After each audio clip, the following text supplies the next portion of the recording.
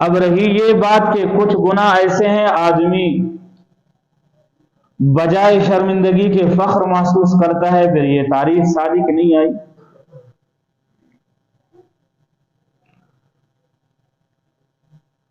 اور واقعتاً بہت سارے گناہ ایسے ہیں آدمی کر بیٹھتا ہے اور شرمندہ بھی نہیں ہوتا۔ ایک مشت سے کم داڑھی چھوڑنا گناہ کبیرہ ہے اور آدمی شرمندہ نہیں ہوتا ہے۔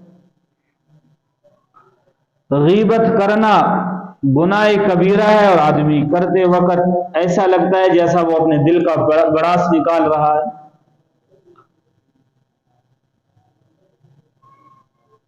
کھٹکا محسوس بھی نہیں ہوتا۔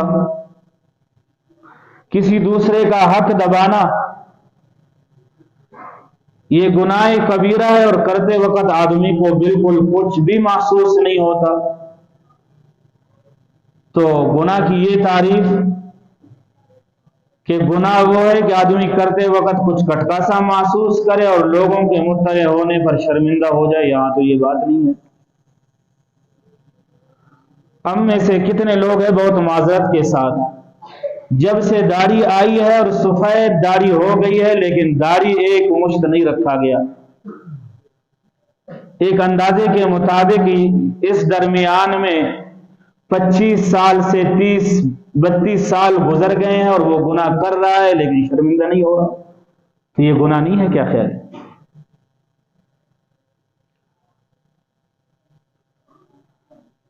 یہ گناہ ضرور ہے۔ دل میں کٹکا اس وجہ سے نہیں ہوتا ہے کہ دل اس گناہ کے کرتے کرتے کرتے اتنا ہو گیا ہے کہ یہ عادی ہو گیا ہے، گناہ محسوس کرتا ہے، شرمندہ نہیں ہوتا۔